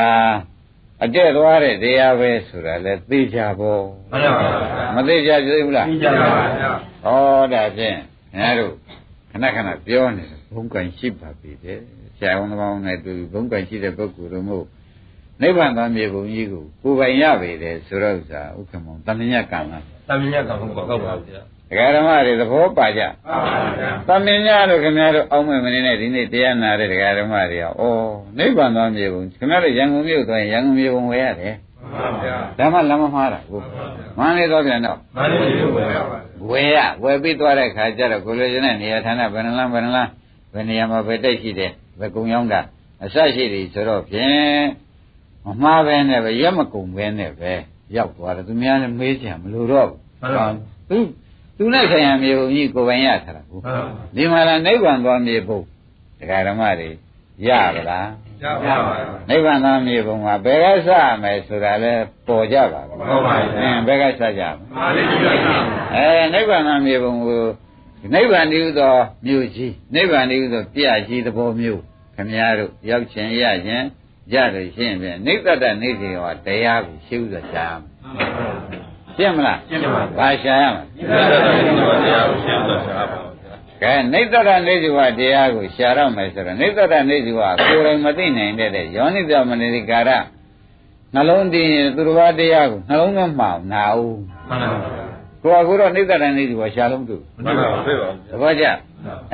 ဒါကြောင့်တရားနာပြီးနှလုံးသွင်းမှန်ရအောင်လုပ်အောင်မယ်ဆိုတာသဘောကျတရားနာပြီးနှလုံးသွင်းမှန်မှသာလင်လေဒကာရမတို့နိဗ္ဗာန်နဲ့နိဗ္ဗာန်ဖြစ်လာမယ်နိဗ္ဗာန်နိဗ္ဗာန်ဖြစ်လာမှသာလင်လေနှလုံးသွင်းမှန်ရောက်နှလုံးသွင်းမှန်ရောက်မှလည်းသမာဓိကဖြစ်သမာဓိဖြစ်မှသာလင်လေနိဗ္ဗာန်ကရောက်တယ်ဆိုတော့နိဗ္ဗာန်သွားမြေပုံပေါ်ကြလားပေါ်ပါဗျာဘယ်သွားတဲ့မြေပုံနိဗ္ဗာန်သွားမြေပုံဆိုတော့ဒါလေးကိုယ်စီကိုငှတ်ထားပါဘယ်သူမှမမေးနဲ့ဟောတာအသက်ကြီးတာသူမင်းမှပဲနိဗ္ဗာန်ရောက်ခြင်းကြုတ်ပါလို့ဟောမှာတော့မေးမနေနဲ့ဒီမြေပုံကြိုင်တာမှန်ပါဗျာရှင်းမလားဟောသူကစာပေရတော်တယ်သူမင်းမှပဲတော်မယ်မေးမနေနဲ့ဒီမြေပုံမပြောက်ရင်ကိစ္စမရှိရောက်သဘောကျဒါဖြင့်ဒကာဓမ္မတို့ဘယ်သူမှမေးเสียလိုသေးလားဟုတ်ကလိုပါဗျာဘာမပြောက်ဖို့ရေးကြည့်တော့နိဗ္ဗာန်သွားဖို့မြေပုံမပြောက်ဖို့ရေးကြည့်သူပါဝင်ရိမ့်မိဗလားဒါဖြင့်နိဗ္ဗာန်သွားမြေပုံအစနိဗ္ဗတနေစီဝတရားကိုရှာမှုကအစပါဗျာရှင်းမလားနိဗ္ဗာန်သွားမြေပုံအစကိုကြင်ရမှာကဥက္ကမဘယ်ဟာကြင်ရမှာတော့နိဗ္ဗာန်နေစီဝတရားအရရှာနိဗ္ဗတနေစီဝလည်းကိုယ်တိုင်ရှာလို့မရဘူးတရားနာပြီးနှလုံးသွင်းမှမရဘူးတရားနာနှလုံးသွင်းမှလို့ရှိရင်လည်းနှလုံးသွင်းမှတဲ့သမာဓိကြီးဖြစ်လာသဘောကျသမာဓိကြီးဖြစ်လာတဲ့အခါကျုပ်နိဗ္ဗာန်ပို့ဝိဇ္ဇာလို့မပြောရဘူးသူ့ကိုယ်ကဒီသွားတဲ့အဖြောင်းသွားလမ်းကြီးဖြစ်နေတဲ့အတွက်ခင်ဗျားတို့ဘုရုမပို့မခိုင်းနဲ့ရိပ်မိဗလားဒါဖြင့်ဓမ္မတွေဒီနေ့ဗာတရားဟောတုံးဆိုတာရိပ်မိနိဗ္ဗာန်သွားမြေပုံတရားကိုဟောတယ်မှန်ပါပါရှင်းမလားရှင်းပါပါဥပအောင်ဗာတရားတော့နိဗ္ဗာန်သွားမြေပုံတရားပါဒါဖြင့်နိဗ္ဗာန်သွားမြေပုံတရားကိုဖြင့်ဥပါရင်ဖြောက်ပြတဲ့ပုဂ္ဂိုလ်တော့ကိုချိုးနေတာတော့ပဲမရှိဘူးမှန်ပါပါနိဗ္ဗာန်သွားမြေပုံပြောက်သူနဲ့ပဲထဲသံဃာလဲတဲ့ဥစ္စာကတော့ကိုသွားနေကြဖြစ်မှန်ပါပါဖုံမိသားဖြစ်မနေဘူးလားဖုံမိသားဖြစ်နေတော့ဓမ္မတွေဖုံနေတာကလည်းတရားမဟုတ်မျက်စိလဲလို့ဖုံနေတာမှန်ပါပါအဖြောင်းသွားလို့ဖုံတာလားမျက်စိလဲလို့ခြေရထနေတာလားမျက်စိလဲလို့ခြေရထအဲ့ဒါတော့ဓမ္မတို့အယူသွားနှမ်းသွားတာဖြစ်နေတော့တယ်ဆိုတော့ဘာမှတန်တရားရှိဖို့မလိုတော့ပါဘူးလိုပါဘူးလိုသေးရဲ့အဲ့ဒါကြောင့်ဘုန်းကြီးတို့ဓမ္မတွေသားနဲ့ခွဲရမှာတော့မစိုးရိမ်နဲ့သမီးနဲ့ခွဲရမှာတော့ပစ္စည်းမရမှာတော့မစိုးရိမ်နဲ့နိဗ္ဗာန်မြေပုံပြောက်မှာစိုးရိမ်မှာတကယ်ချမ်းသာဒီကိုသွားနေတဲ့သွားရမှာခရီးစဉ်ပြောက်သွားတယ်ဆိုတဲ့ကိုကငါတော့ဖြင့်ကိုကျိုးနေပြီဆင်းရဲတဲ့ပင်လယ်ဝေးနေဖို့ပဲရှိတော့တယ်မှန်ပါပါသဘောပါဗလားဒါဖြင့်ဓမ္မတို့ဘာမပြောက်ဖို့အရေးကြီးတော့မယုံရင်ဓမ္မတို့အခုခက်မှာသွားနေတဲ့လေမြန်ကိုမေးကြည့်ကြည့်ပင်လယ်ကူးသင်္ဘောကိုမေးကြည့်ကြည့်ပညာရှိတဲ့ပုဂ္ဂိုလ်တွေမျိုးတိုင်းပြည်လဲတဲ့ပုဂ္ဂိုလ်တွေမေးကြည့်ကြည့်ဥပါဒေဒါလက်ကံမရှိရင်ဘယ်သူမှအမှန်သွားလို့မရဘူးရရလားရပါဘူးဘာဖြစ်လို့လဲသွားရမြေပုံပြောက်မှန်ပါဘူးသူနဲ့ဆိုင်ရမြေပုံလေပြောက်ပါဘူးအဲ့ဒါလိုရခီးကိုပြောက်ပါဘူးမရောက်တဲ့ပြင်မှာတကဓာတ်ချင်မကုန်းတဲ့နေရာမှာကုန်းဟမ်ကြောက်ဆောင်နဲ့မတိုက်တဲ့နေရာမှာတိုက်ပါဘူးအဲ့ဒီလိုဥစ္စာမြေပုံပြောက်လို့သာဖတ်ပြီတခါတည်းအနေမြေပုံရှိရတဲ့တောင်မှလောကရန်လေးတိုက်လိုက်တဲ့အခါကျတော့မြေပုံရင်းပြောက်သွားလို့ဟောပါသေးတဲ့အခါပါသေးခင်ဗျားတို့မှလည်းဒီမြေပုံမှာတခါပြောက်တတ်တယ်သာယသမီးရှိပေါ်ရေးလောကရန်လေးတိုက်လိုက်တဲ့အခါကျတော့ဒီမြေပုံပြောက်သွားရင်တော့သွားပြီကြောက်ဆောင်တိုက်မဲ့သာစိတ်ကူးတော့သင်္ဘောပြက်မဲ့သာစိတ်ကူးတော့ ရင်းမိဗလားမလေးရေးကြည့်လို့ပြောနေတယ်ဆိုတော့ပေါ်ဗလားပေါ်ပါဗျာဒီနေ့မြေပုံလက်ကင်ရကြရပါပါရှင်းဥစွာဘယ်အစကင်ရမလဲဒီကစလိုက်ဥပါဒရင်နိတ္တတနိယူဝအရရှာနော်တဲ့နံပါတ်ကဘာရှာမလဲနိတ္တတနိယူဝကိုကိုယ်တိုင်ရှာလို့မရတော့ဘာလုပ်ရမလဲတရားနာပြီးနှလုံးသွင်းပါအဲ့ဒီတရားနာနှလုံးသွင်းမှတော့ဘာတွေ့မလဲထင်တယ်ဓမ္မရိဋ္ဌိတွေ့လို့ရှိရင်ဖြင့်လမ်းမစရာရှိသေးတာဧကယနောယံဘိက္ခုမေခောဆိုပြီးတခါတည်းတကြောင်းနဲ့ဒီရောက်တော့ကွာဘုရားကတောင်းခံလိုက်တယ်သဘောကျလားကျပါပြီနေရာကျပါပြီတရားဓမ္မတို့မပြောင်းအောင်သိမ့်ဖို့ကိုရေးမှန်ပါဗျာမြေပုံကိုဆွဲပေးတဲ့ပုဂ္ဂိုလ်ဆရာဘုန်းကြီးအေးမပြောင်းအောင်သိကြီးဖို့ကဒီဥစ္စာနဲ့ပြန်မေးလို့မှခင်ဗျားတို့ကဖြောက်ပြမှဆိုလို့အိမ်ကြမြေပုံမှာပြောင်းနေမှဆိုရသေးတယ်မြေပုံမှာပြောင်းလို့ရှိရင်တော့ဖြင့်ကောင်းကင်ကလေပြန်လဲလမ်းမှန်တော့မှမဟုတ်ပါဘူးမှန်ပါဗျာရေးရဲသွားတဲ့သင်္ဘောတွေရောမမှန်တော့ပါဘူးတဲ့မြို့ပြသခီးသွားနေတဲ့ပုဂ္ဂိုလ်တွေရောမမှန်ပါဘူးဘာကြောင့်တော့မြေပုံပြောက်တာသွားရမြေပုံရောက်ရမြေပုံဆိုင်ရမြေပုံတွေပြောက်ဒီမှာလည်းနိဗ္ဗာန်နဲ့ဆိုင်တဲ့မြေပုံပေးထားပါတယ်ရှင်းကြပါလားရှင်းပါပြီ။ခိုင်းတာဖြင့်နိတ္တတနိစီဝဓမ္မကိုရှင်းစွာရှာရှင်းစွာရှာဆိုတော့ကိုကတော့ကိုသဗ္ဗံဇာနတိသဗ္ဗညုကလည်းမဟုတ်သူတော်မှီရမှသိတဲ့ပုဂ္ဂိုလ်ဖြစ်နေတော့နိတ္တတနိစီဝရှာမှကြံလို့ရှိရင်လည်းတရားနာပြီးနှလုံးသွင်းကိုယ်နဲ့ထိုက်တဲ့နှလုံးသွင်းမှန်တဲ့တရားကိုနာရအောင်မှန်ပါပါကိုယ်သဘောနဲ့လျောတဲ့နှလုံးသွင်းမှန်တဲ့တရားနာအောင်ပါလေမနာရင်လည်းသမာဓိဋ္ဌိကမဖြစ်ဘူးသမာဓိဋ္ဌိကဖြစ်လို့ရှိတယ်နိဗ္ဗာန်ကိုမရောက်တော့ဘူးဆိုတော့ဩဒါဖြင့်နိတ္တရနိစ္စဝတရားရှားတော့မယ်ဆိုတဲ့ဓမ္မတွေပေါ်လာပေါ်ပါရှင်းကြဗလားရှင်းပါပြီဘာရေးကြည့်ပါဘာဖြစ်လို့နိတ္တတနိစ္စဝတတ္တဝါမဟုတ်ဇီဝမဟုတ်တဲ့တရားသုံးညတတရားကိုအရှာခိုင်းပါလိမ့်မလို့ဆိုတော့ခမည်းတော်မှာရိုးရနှိမ့်ဆက်နေတာကတော်မလာနိုင်ပဲဖြစ်နေလို့မှန်ပါပါဟောရသားပဲဟောရသမီးပဲဟောရမြေပဲဟောရငါပဲဆိုတဲ့ရိုးရကြီးကနှိမ့်ဆက်တဲ့နိတ္တတနိစ္စဝမဟုတ်ထွက်သွားမှန်ပါပါကြောက်ဘူးလားကြောက်သွားတာနိတ္တတနိစ္စဝကြောက်သွားတဲ့ကိုကဒကာဓမ္မတို့ငါဆိုတဲ့ဒိဋ္ဌိကတခါတည်းသွားမဟုတ်လားမှန်ပါပါငါသားငါသမီးငါကိုမလာသေးဘူးလားလာပါပါဘာပြောက်သွားလို့ဒီဟာတွေဒိဋ္ဌိဥသိလာတာလဲနိစ္စတာသုံးညတဓမ္မပြောက်သွားတော့တခါတည်းငါကုံငါဆိုတဲ့ကြီးကဥသိပြီးလာလိုက်တာသူသာဥသိလို့ရှိရင်ဒိဋ္ဌိဘာဏဘာနာတိတဏှာသောတင်နာဝုံရှရေတဏှာသောတင်နာဝုံရှန္တာနတ္တိဒုက္ခပမုစရေတခါတည်းဒိဋ္ဌိဥသိလိုက်ရင်တော့မရဘူးတန်ခါမျောမဲ့တာစိတ်ကူးတော့ရှင်းမလားရှင်းပါပြီဒါဖြင့်နိတ္တတနေစီဝပြောက်မပြောက်ဒကာဓမ္မတို့ဒီမြေပုံကသိရေးကြည့်မှန်ပါပါရှင်းမလားရှင်းပါဗျာဒီကမောင်အကြောင်းကျိုးကိုဆက်ပလားဆက်ပါဗျာလူရမှန်ကိုသိကြသိပါဗျာလူရမှန်သိလာတော့မှဩတော်တော်ရေးကြည့်လို့တော်တော်ခုပြောနေတယ်နိုင်ဝတ္တသာပြောတဲ့အလေးပဲဟာငါတို့မှငါကလက်ကံမရှိလို့ရမ်းနေတာကိုဆိုတော့ပေါ်လာမှန်ပါဗျာလက်ကံမရှိတော့ဘယ်နဲ့ရရမ်းတယ်ဒီလမ်းနိဗ္ဗာန်ဒီလမ်းပဲလားသို့မဟုတ်ဟိုဘက်လမ်းကိုယ်သွားရမှာပဲလားဆိုပြီးအမျိုးမျိုးဘုံဘုံခမည်းတော်ဒီသူများပါးစပ်လမ်းဆုပ်တော့မေးပြန်တော့သူများပါးစပ်လမ်းဆုပ်မှန်ပါပါကိုယ်တိုင်းကလည်းမြေပုံကမရှိပြောတဲ့ပါးစပ်ကလည်းတရားဓမ္မတော့သူကလည်းမြေပုံလက်ကင်ရှိပြောတာမဟုတ်ပြောတာညာနဲ့ပြောတာမှန်ပါဗျာအဲ့ဒါနဲ့တွေ့ပြီးကြလားတန်တရားတိုင်းဒုံညာဆိုင်နေတာပဲဆိုတာတော့ရိပ်မိဗလားရိပ်မိပါဗျာကဲအခုဒုံညာဆိုင်တဲ့ဇက်ကိုသိမ့်ကြဆိုတော့မှန်ပါဗျာဘာနဲ့သိမ့်မလို့နိဗ္ဗာန်သားမြေပုံကိုလက်ကင်ထားရင်နေရကြတယ်ဘယ်နည်းနဲ့မှသူများပါးစပ်ကလမ်းဆုံးတယ်ရှိသေးရလားရှိပါဗျာသူများပါးစပ်လမ်းဆုံးတာတော့ကြောက်เสียကောင်းတာဘယ်ရှိမလဲဗျာအခုဟာကတော့သူများပါးစပ်လို့အောင်းမယ်မလို့ဆရာဘုန်းကြီးကဟောတယ်လို့ကောင်းမယ်လို့ဘုရားကထားခဲ့တာမှန်ပါဗျာသမာဓိဖြစ်ခြင်းကောင်းกว่าယောနိသောမနတိကာရနဲ့တဲ့ပရဒောဂောသပါပဲဆိုတော့သေချာဟောမှန်ပါဗျာသူတော်တရားကိုလည်းနာရမှာယောနိသောမနတိကာရကိုလည်းရမှာဆိုတော့မှဘုန်းကြီးကယောနိသောမနတိကာရဆိုတာတခြားမဟုတ်ဘူးနိတ္တတနိတိဝဓမ္မဖြစ်မှာသဘောပါကြပါပါဗျာကောင်းပြီဒါဖြင့်ဓမ္မတို့ဒီမြေပုံဖြင့်ဘယ်နဲ့လို့6လို့တော်ပါမလားမတော်ပါဘူးဒီမြေပုံပြောက်လို့ရှိရင်ခင်ဗျားတို့အပယ်လေးပါးရောက်ဖို့ရ30ပုံဩဝနာဘတေဘတွေရှောက်နှွှဲဖို့ရ ဒါပဲရှိတော့ မှန်ပါပါအဲ့မနာနဲ့နာတော့မယ်နော် မှန်ပါပါခင်ဗျားတို့အတွင်းပစ္စည်းပြောက်တာကဒါတော့မဆိုးပါဘူး မှန်ပါပါ တပည့်ကြအတွင်းပစ္စည်းကနောက်ပန်းပွင့်နဲ့ဒီအတွင်းပစ္စည်းတွေဒီတဲ့နဆတိုးရပါလေဆူတောင်းယူနောက်ဘဝရဒီဟာမရတော့ဘူးဒီဟာမရတော့ဘူးဆိုတော့သဘောပါပါပါဗျာ ဒါရင်ဒါဖြင့်ဒကာဓမ္မတို့အတွင်းပစ္စည်းတဲ့ဒီဥစ္စာကအတွင်းပစ္စည်းတဲ့အတွင်းကြတဲ့ပစ္စည်းလို့မှတ်လိုက်ပါဦး မှန်ပါဗျာ မှတ်တယ်ဘူးလား မှန်ပါဗျာ ဘုရားဆူဆူနဲ့လွယ်ကြရဒီအတွင်းပစ္စည်းတဲ့အတွင်းပစ္စည်းပြောက်နေလို့ မှန်ပါဗျာ သဘောကျ ပါပါ တန်လျာတဲ့ဥပိ္ပနာဝိသေဝေတွေနဲ့ကြီးပဲကိုယ်ဖော်လို့နေရတာနိဗ္ဗာန်တော်မြေပုံအတွင်းပစ္စည်းပြောက်နေလို့ မှန်ပါဗျာ ဒီကမှာဟုတ်ပလားဗျ မှန်ပါဗျာ အခုလည်းခင်ဗျားတို့ဒီကားလို့ဆိုရင်ဒီမြေပုံကအိမ်ကြဖြောက်ပြမှလည်းစိုးရသေးတယ် မှန်ပါဗျာ အိမ်ကြဖြောက်ပြမှစိုးရတယ်ဆိုတော့အိမ်မှာရှိတဲ့သားတွေသမီးတွေကနိဗ္ဗာန်နိတိဘဝဖြစ်ရခန္ဓာကိုယ်ကလည်းနိဗ္ဗာန်နိတိဘဝဖြစ်ရမှာတတ္တဝါမဟုတ်ပုဂ္ဂိုလ်မဟုတ်ပဲ မှန်ပါ ယုံနာနမပဲအနိစ္စဒုက္ခသစ္စာတွေပဲ မှန်ပါ အဲ့ဒါလေးပျောက်ပြီးနေပြင်လေဒါမြေပုံဆောက်ပျောက်ပြန်ပြီးလောက်ရလိမ့်မယ် မှန်ပါဗျာ သဘောကျလား ကျပါပါ ဒါလေးဝင်လာရင်ဘယ်နဲ့ဆိုကြ မြေပုံကြောက်ကြောက်မြေပုံဆောက်ပျောက်နေပြီမြေပုံဆောက်ပျောက်နေငါတော့ဖြင့်ဥပိ္ပနာဝိသေဝေတွေရောထွေးအောင်တော့မယ်ဆိုတော့သေချာမှတ်တော့ မှန်ပါပါ နိတ္တနိစီဝါလေးပေါ်လာလို့ရှိရင်ဥက္ကမောကြီးမြေပုံတွေ့ မြေပုံပြပါ မြေပုံပြန်တွေ့လာလို့ရှိရင်ဒီမြေပုံတိုင်းလိုက်ပြီးတော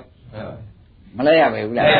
ဒါလေးပျောက်သွားတယ်ဆိုလို့ရှိရင်ဖြင့်ကိုချိုးဖြင့်လှလာကြီးနေတာပဲ မှန်ပါ ဆိုလိုက်ဒါဖြင့်ကိုချိုးနေတဲ့ဇတ်ဟာဘယ်ဇတ်ပါလဲမြေပုံပျောက်တဲ့ဇတ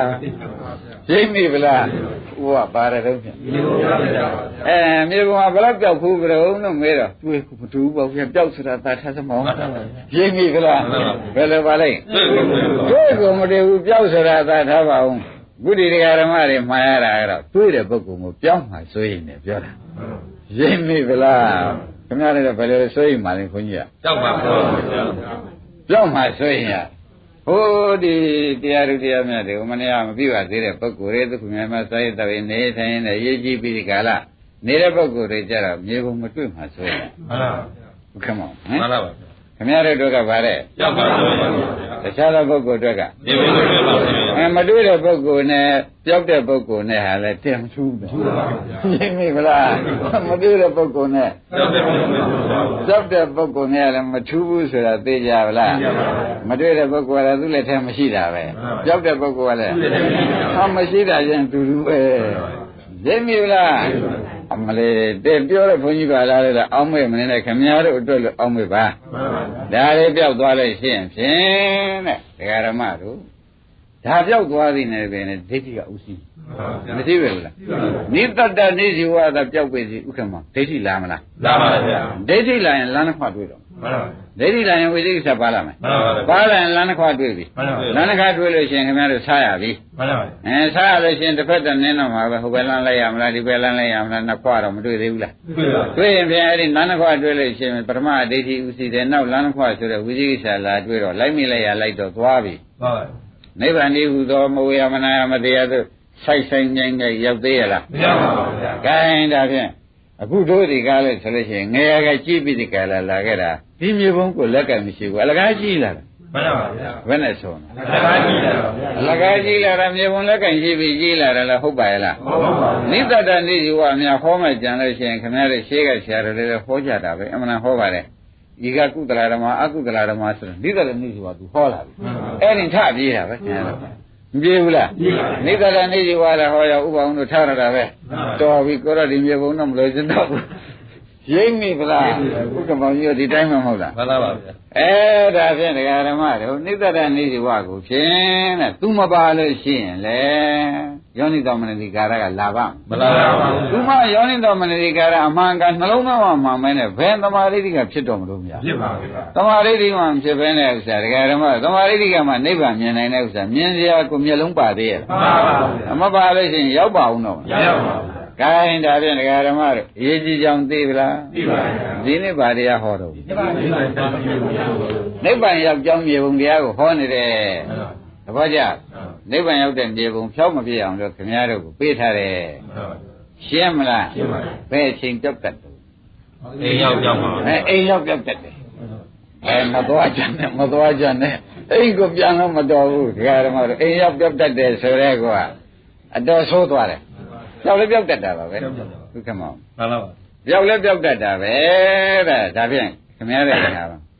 14ပါး မကျုံပฏิပါဒေသဝါဒလည်းမဟုတ်ပုပ္ပေသကတပုံညာတလည်းမဟုတ်အတ္တသမပဏိတိကလည်းမရှိဘူး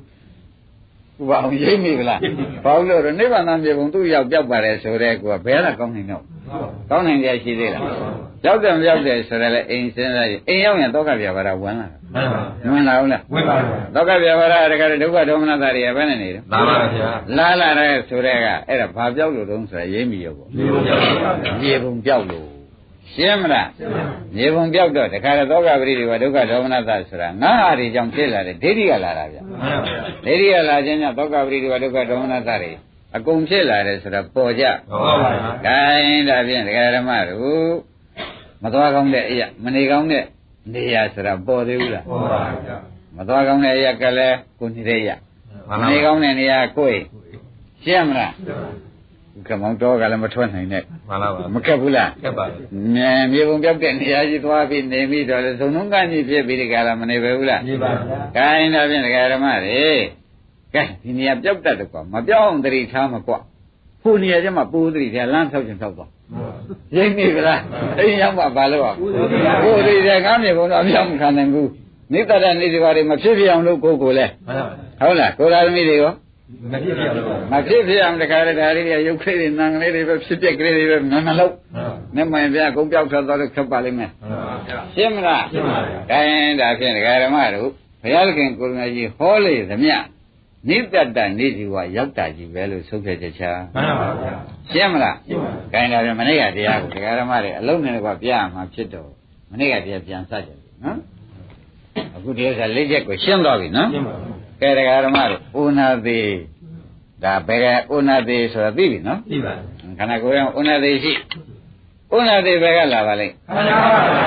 ခန္ဓာ၅ပါးရှိလို့လေဒကာဓမ္မတွေခန္ဓာ၅ပါးရှိလို့ဥနာသေးလာရတဲ့ဥနာသေးပဲကလားဒါရင်ခန္ဓာ၅ပါးလမ်းလိုက်တဲ့ပုဂ္ဂိုလ်ဖြင့်မြေပုံပြောက်သေးဘူးလားပြောက်ပါပါဘယ်ခန္ဓာဖြစ်ရပါလိမ့်ညာခန္ဓာဖြစ်ရပါလို့ဆိုရင်ဥက္ကမောင်ဘာပြောက်တော့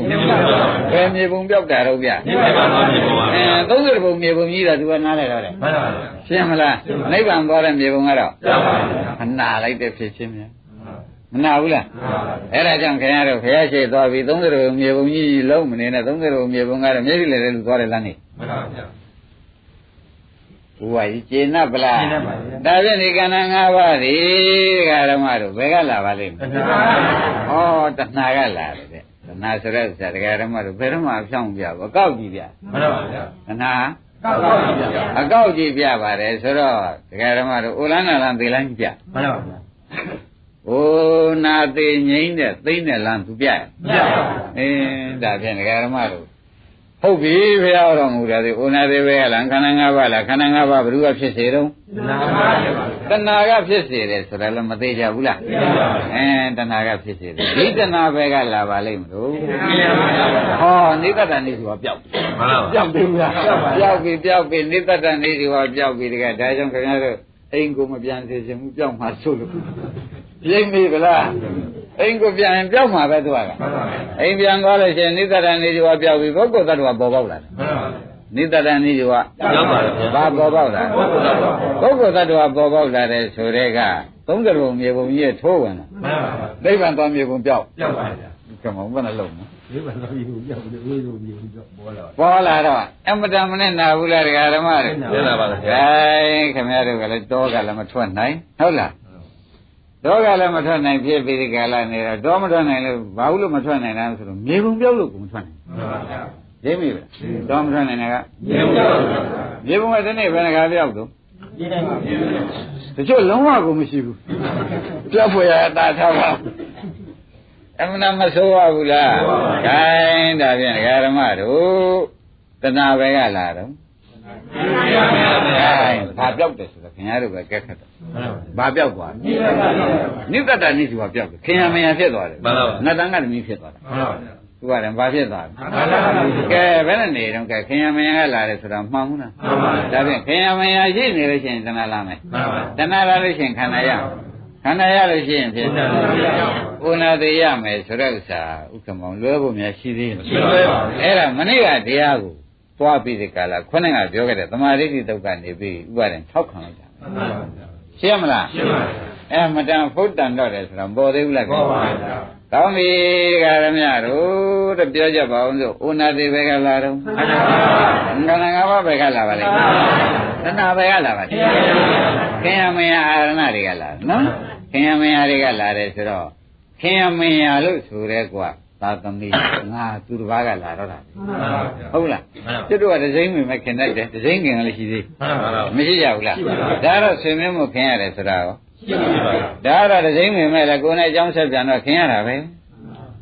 ဒီနဲ့သူနဲ့ဆက်ပြီးကြလားသူမိတ်ဆွေနေကောခင်ရပါဘူးအာမလေးတကဓမ္မတော့ခင်ယမယဘောဘလို့များတော့မေးလို့ရှိရင်မကြီးနိုင်ပါဘူးဘယ်သူပြောက်သွားလို့ခင်ယမယဖြစ်လာ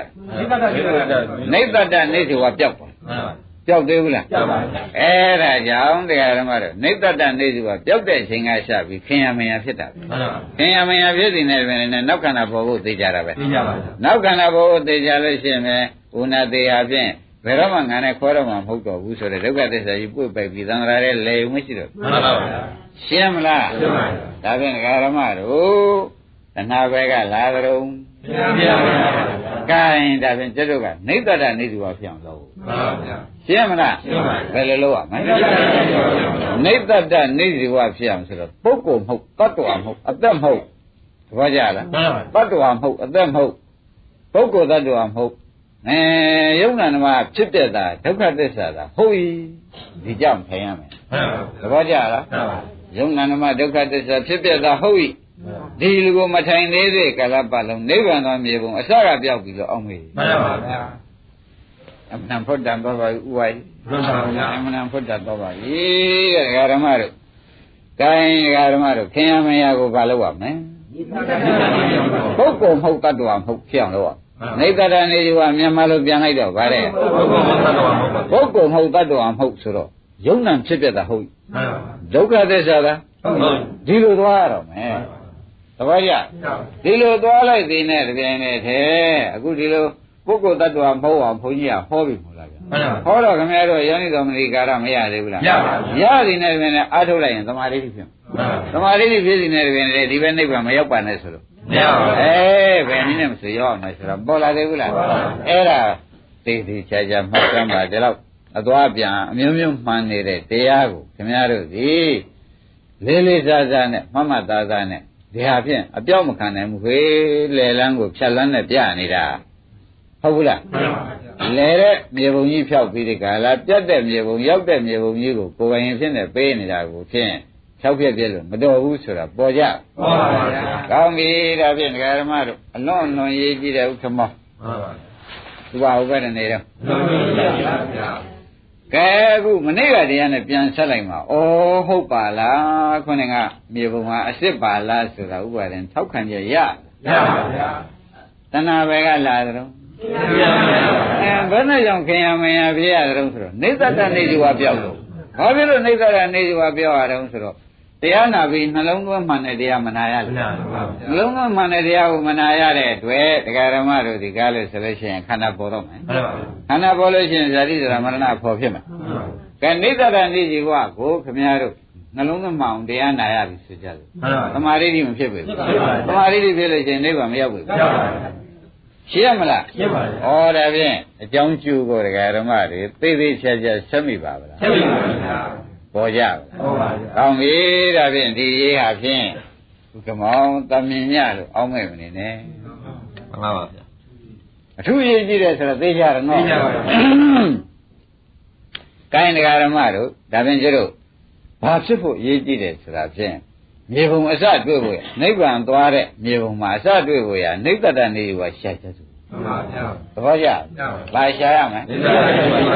နိဗ္ဗတနိစီဝရှာရမယ်ခမောင်ရမှန်ပါဗျာကဲဒီတဲ့ထူးထူးပြောကြပါစို့ဆိုရင်သုံးမြတ်ဖြစ်အောင်ရှာရမယ်မှန်ပါသုံးမြတ်ဆိုတာငါငေါ့ဥစ္စာမ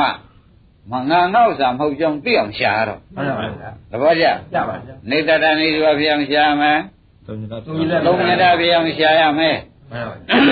ပေါ်ကြဟုတ်ပါဘူးဩဒီဟာရှာရမယ်ဆိုတော့ဆိုမရှိတာရှာမှာလားဆိုတော့မှားနေတာပြင်ပေးဦးမှာပဲမှန်ပါဗျာဘယ်လိုပါလဲမှားနေတာပြင်ပေးဦးမှာပဲတရားဓမ္မတို့အစွဲနာနေတာကိုဖြုတ်ပေးဖို့ပါပဲမှန်ပါဗျာဘယ်လိုပါလဲအစွဲနာကိုဖြုတ်ပေးဖို့အစွဲရလည်းနာလိုက်တဲ့ဖြစ်ချင်း တတ္တဝါအစလည်းရှာမတွေ့အောင်ပဲများခဲ့တယ်အဲ့ဒီခဲ့တဲ့ဆွဲလာတယ်လည်းဘယ်တော့မှလည်းမဖြုတ်ဘူးမဖြီးဘူးမှန်ပါပါအဆွဲကလည်းဘယ်လောက်နာနေတယ်ဆိုတာပြောကြရမယ်ရှိသေးရဲ့လားရှိပါဘူးအခုအချိန်မှာစကြားရတာပဲမှန်ပါပါဘယ်လိုဆိုကြပါအခုချိန်စကြားလို့ရှိရင်ကြားရုံနဲ့ပြီးဘူးနောက်ပွားပြီးတော့ကိုဖြုတ်ရလေဦးမယ်မှန်ပါပါသဘောကျကြားရုံနဲ့ပြီးပါမပြီးပါဘူးခင်ဗျားတို့ကဘယ်သူကဘယ်တရားနာကြားရတဲ့အတွက်နိဗ္ဗာန်ဝင်သွားတယ်အပွားမပါဘူးမှန်ပါပါဥက္ကမမှန်ပါပါမလို့ဘူးလားလို့ပါကြားရုံနဲ့ပြင်ခင်ဗျားတို့လည်းအခုဒီပါရလားဆိုတော့ဘယ်နဲ့ကြည့်ရဟုတ်ဘူးလားအဲ့တော့အကြားနဲ့မပြီးဘူးအပွားနဲ့မှပြီးမယ်မှန်ပါသဘောကျလားအကြားနဲ့ပြီးပါဘူးအပွားနဲ့မှမက္ခသစ္စာဘာဝိတ္တဗကိစ္စနဲ့ဒီနိတ္တတနိဝါကောင်မှာဥပါဒင်ပွားယူပါဦးမပွားရင်တော့ပါမတော့ပါဘူးတဏှာဆိုတာဒီဓမ္မတို့သူကလည်းဘဝများစွာကထုံးလာတဲ့တရားကိုဆိုတော့သူကလည်းနည်းနည်းတတ္တိရှိတဲ့တရားမဟုတ်ဘူးမှန်ပါဘူးသူကလည်းအာသေယနာတတ္တိအမှန်ထုံးလာကြတာဆိုတော့လောဘမလွဲပါဘူးကဲမက်ကလည်းဘာဝိတ္တဗနဲ့သူ့ပေါ်ပြန်ထုံမှပြတ်တော်ပေါ့ဗျာမှန်ပါဘူးနမရင်မပြတ်နိုင်ဘူးသူကအာသေယနာရတနာကထုံးလာတာဒီကဘာဝိတ္တဗနဲ့ထုံပြီးဒီကလာရှမ်းမသာလျင်ကိုမြတ်ရှိတို့တက္ကသစ်တို့ပြတ်မှာပေါ့နမရင်ဒီတိုင်းနဲ့တော့ဆူတောင်းလေးများနဲ့တော့ထီတောင်းထီဘူးထီပါမလားဆူတောင်းလေးများနဲ့နိတ္တတနေစီဝါမှာမတွေ့တဲ့ပုဂ္ဂိုလ်ကဆူတောင်းရင်ဥက္ကမသွားပြီမှန်ပါပါရဘူးရပါမလားနိတ္တတနေစီဝါမှာမတွေ့တဲ့ပုဂ္ဂိုလ်ကဆူလေးတောင်းပြီးတဲ့ကလည်းရောက်ပါလိမ့်မယ်လို့များသွားပြီးအောင်းနေမနေနဲ့နိဗ္ဗာန်မြေပုံအစတောင်မှမတွေ့ဘူးမှန်ပါပါဘာကြ။ခိုင်းဒါဖြင့်ဒကာဓမ္မတွေနိစ္စရနေစီဝါဖြစ်အောင်လုပ်ကြပါစို့ဆိုတော့ဒကာဓမ္မတွေခင်ရမင်းရကိုခင်ရမင်းရဆိုတော့ခမည်းတော်ကခမည်းတော်ကြံဖန်ပြီးကြလားခင်ရမင်းရဖြစ်တယ်။အဲတော့ပင်ကိုယ်သဘောကိုဘုန်းကြီးကပေါအောင်ပြောရတော့မယ်။ပင်ကိုယ်သဘောကဘာတုံးဆိုတော့ခန္ဓာ၅ပါးပါပါလိမ့်ခန္ဓာ၅ပါးပဲတဲ့ခမည်းတော်ကတော့ခင်ရမင်းရလောက်တာပဲတဲ့အရှိကတော့ခန္ဓာ၅ပါးပဲမှန်ပါဘူးအရှိကပါလေခန္ဓာ၅ပါးအရှိကခန္ဓာ၅ခင်ဗျားတို့လူကတော့ခင်ရမင်းလောက်တာအရှိကခန္ဓာ၅ပါးဆိုတော့ခန္ဓာဆိုတာဒီကားလို့ဆိုရင်ဒကာရမတွေဇာတိဆိုတာမရဏတွေစားဘဝဘဖြစ်တာကိုခန္ဓာလို့ခေါ်တယ်မှန်ပါဘူးတပည့်ကြခန္ဓာ၅ပါးကိုစုလိုက်ပေါင်းနဲ့စုလိုက်မယ်ဆိုရင်ယုံနာဖြစ်သွားမှာပဲယုံနာကိုတကချင်းလိုက်မှမယ်ဆိုတော့အနိစ္စတရားတော့ဖြစ်မှာဒီပြင်ပါရှိသေးတယ်ဒီတဲ့ချင်းလို့ရှင်လည်းအာလုံးပေါင်းဒုက္ခသစ္စာတစ်ခုတည်းပဲမှန်ပါပါသဘောကျကြပါပြီကောင်းပြီဒါဖြင့်ဒုက္ခသစ္စာတစ်ခုတည်းဖြစ်အောင်လုပ်လိုက်လို့ရှိရင်နိတ္တတနိစီဝါဖြစ်မဖြစ်ဖြစ်ပါဗျာဒါဖြင့်ဖြစ်တယ်လည်းဒုက္ခပဲဖြစ်တယ်လည်းဒုက္ခပဲဆိုတော့နိတ္တတနိစီဝါမဖြစ်သေးဘူးလားဖြစ်ပါဗျာဘတ်တော်မဟုတ်လို့ပုဂ္ဂိုလ်မဟုတ်လို့လည်းပြည့်တယ်ဘတ်တော်မဟုတ်လို့လည်းပြည့်ပါဗျာသဘောကျလားပုဂ္ဂိုလ်သတ္တဝါမှလည်းစိတ်သုံးတဲ့သဘောကမမြင်လာဘူးလားမြင်ပါပါအဲဒီလိုတရားဓမ္မတွေကနိတ္တတနိစီဝါဖြစ်အောင်ဒီကနေပြီးကာလမက်က၅ပါးနဲ့ရှုကြသံပါလို့ဆိုတာသတိပေးလိုက်ဘာနဲ့ရှုရမက်က၅ပါးနဲ့ရှုရမှာခန္ဓာ၅ပါးကိုနော်ခန္ဓာ၅ပါးဘာနဲ့ရှုရမက်က၅ပါးနဲ့ရှုဟာဒါဖြင့်ဗျာ၅ပါးချင်းဆိုရင်ဖြင့်ခဲရကြီးရဲ့ဆိုတော့တရားဓမ္မတွေဒီထဲကတပါးရင်ရှုတပါးရင်ရှုတပါးရှုအကုန်ပါတယ်ဆိုတော့လည်းသိကြပါကောတပါးကြတပါးရင်ရှုပါဆိုတော့ဥက္ကမောင်ရေစိတ်ကြိုက်တဲ့ပုဂ္ဂိုလ်ကစိတ်တစ်ပါးနဲ့ရှုမှန်ပါပါဝေဒနာကြိုက်တဲ့ပုဂ္ဂိုလ်ဝေဒနာဓမ္မကြိုက်တဲ့ပုဂ္ဂိုလ်ကလည်းဓမ္မတစ်ခုတည်းနဲ့ရှုကာယကြိုက်တဲ့ပုဂ္ဂိုလ်ကလည်းကာယတစ်ခုတည်းနဲ့ရှုလိုက်လို့ရှိရင်အကုန်သားဇာတဖြစ်ပြီးဒီကလည်းတစ်ခုပြအကုန်ရောပါတာပဲမှန်ပါပါသဘောကျလားအိမ်မီးလောက်ပါတဲ့ဆိုတော့အချင်းလေးမဲ့ကြံရသေးလားမိုးလေးမဲ့ကြံရသေးလားတိုင်လေးမဲ့ကြံရသေးလားမဲမနေနဲ့ဒါကြတော့အိမ်မီးလောက်တယ်ဆိုတာကုန်းလုံးလားရင်းမိဗလားဒီမှာတော့ဝေဒနာတစ်ခုပြတ်တဲ့ဆိုရင်ကျန်တဲ့၄ပါးပါပြတ်ပညာတစ်ခုပြတ်တဲ့ဆိုရင်စာဆိုကိုလည်းမနေနဲ့တဲ့စာဆိုဆိုတော့စာခမည်းတော်ကဘုရားဘုရားသခင်ကိုရမကြီးညာနဲ့ရုပ်ကအပြတ်နှေးတယ်ကွနာကအပြတ်ညာတယ်ကွဒါဘုရားညာကြီးဘုရားညာသွားယူမနေနဲ့ခင်ဗျားတို့ကတော့ကိုရှင်သာရိပုတ္တရာတို့ဟောတဲ့အတိုင်းကျူစည်းတယ်ကျူစည်းရတရားဓမ္မတို့ဝိညာဉ်နဲ့နာယုတ်ဝိညာဉ်နဲ့နာယုတ်ဆိုတော့ဝိညာဏဖြစ်เสียနာမရူပနာမရူပဖြစ်เสียမတိလို့မဆိုပါဘူးခင်ဗျာဝိညာဏဖြစ်เสียနာမရူပဖြစ်เสียဝိညာဏပြန်လိုက်ဝိညာဏဖြစ်เสียနာမရူပဖြစ်เสียဒါဖြင့်ဝိညာဉ်ကြောင့်လည်းနာယုတ်ဖြစ်နာယုတ်ကြောင့်လည်းဝိညာဉ်ဖြစ်တယ်ဆိုတော့ရှင်ကုဋ္ဌိကကအမလေးဒီဥစ္စာထူးထူးဆန်းဆန်းပါလားဗျာဝိညာဉ်ကြောင့်စိတ်ကြောင့်လည်းနာယုတ်ဖြစ်တယ်စိတ်ကြောင့်လည်းစေသိနဲ့ယုတ်ဖြစ်တယ်ဆိုတော့ဗျာ စေသိရုပ်ကြောင့်လည်းစိတ်ဖြစ်တယ်ဒီလိုမဆိုဘူးလားဟာဂတိကဟုတ်တယ်ကွာမင်းကမသိလို့ဝိပဿနာရှုကြည့်တယ်တခုလဲအကုန်လဲတာတပည့်ကြဟောဝါးလည်းနှစ်ခုထောင်ထားတယ်ဓမ္မတို့ဥတိုက်ပြီးထောင်ထားအောက်ကကားထားပေါ့ဗျာတခုသာဆွဲကြည့်ကြအောင်ခင်ဗျလဲပါနှစ်ခုမီးနေတယ်နှစ်ခုကတခုမီးနေတာအဲ့တော့ဒီမှာလဲဝေဒနာရှုလိုက်ရင်ကျန်တဲ့၄ပါးဖြစ်တာကျန်တဲ့၄ပါးရှုလိုက်ရင်လဲအဲ့ဒါပဲတခုရှုလိုက်ရင်မပြီးဘူးလားအဲ့ဒီလိုဟောတာကလည်းသေချာဝိညာဏပစ္စယနာမရူပနာမရူပပစ္စယဝိညာဏံဆိုပြီးနလကလာပြီးတော့ဆိုပြီးဒီကလာနိဒာနဘကတန်ရဲ့ဝါရီတော်မှာသေချာဟောထားတယ်ဒါကြောင့်တခုပြရင်ပါလို့ဆိုကြမယ်ကြဒါဖြင့်တခုတည်းရှုဘောဗျသဘောကျဘယ်လိုရှုကြမလဲရုပ်ရှုခြင်းလဲရှုရုပ်မိတဲ့နာအကုန်လဲမှာပဲနာရှုခြင်းရှုနာနဲ့ယုံနဲ့လဲသာစရာပြတခုလဲအကုန်လဲမှာပဲဆိုတာသိနေတာဒကာဓမ္မတွေဝေဒနာနုပါဒနာကြိုက်တဲ့ပုဂ္ဂိုလ်ဝေဒနာ၃ပါးလှည့်ရှုစိတ်တ ानु ပါဒနာကြိုက်တဲ့ပုဂ္ဂိုလ်စိတ်တွေလှည့်ရှုဘယ်စိတ်ပေါ်ရှုဖြစ်ပြခြင်းမရမရှုပါသဘောကျဒါရင်ဖြစ်ပြကဘယ်စိတ်ပေါ်ဖြစ်ပြဖြစ်ပြဒုက္ခသစ္စာပဲရှုတာကဖြစ်ပြဟူသေးကဒုက္ခသစ္စာရှုတာဟူသေးကအဲ့တော့ဖြစ်တာလဲဒကာဓမ္မတို့သေမလို့ဖြစ်တာဖြစ်သောကြောင့်ဒုက္ခပဲပြက်တာလဲသေဘောဝင်သွားလို့ပြက်တဲ့ဒုက္ခပဲဒါကြောင့်ပြစ်တာလည်းဒုက္ခပြစ်တာလည်းဒုက္ခလို့ဘာပေါ်စိတ်ရှိတဲ့ပုဂ္ဂိုလ်ပေါ်ကျင်တာပေါ်ဖြစ်ဒုက္ခပြဒုက္ခနှလုံးသွင်းဝေဒနာရှိတဲ့ပုဂ္ဂိုလ်ကလည်းပေါ်ကျင်တဲ့ဝေဒနာပေါ်ဝေဒနာမင်းဘာပေါ်လို့လဲနာမြင်တာကတော့ဖြစ်တာနဲ့ပြစ်တာပဲမြင်တယ်ဆိုပြီးဖြစ်ဒုက္ခပြဒုက္ခသာရှုပါသဘောကျဒါဖြစ်ဒုက္ခပြဒုက္ခဒုက္ခသစ္စာပေါ့ဗျာရှုတဲ့ဉာဏ်ကမဂ္ဂသစ္စာဆိုတော့ဟိုကနိတ္တရနိဒီဝဖြစ်သွားတာဒီကတဏှာမဲ့အောက်မှာမဲ့နေရာမှာရှိတဲ့တဏှာကနေနိုင်လေရဲ့တဏှာမမလာဘဲနဲ့ခန္ဓာကခန္ဓာမမလာဘဲနဲ့ဩနာတွေကအဲ့ဒါနိတ္တရနိစ္စဝမြေပုံသာအပြောင်းမခံရင်နိဗ္ဗာန်ရောက်တယ်ရှင်းမလားကဲဒီနေ့ဒီရင်တော်ပါဦး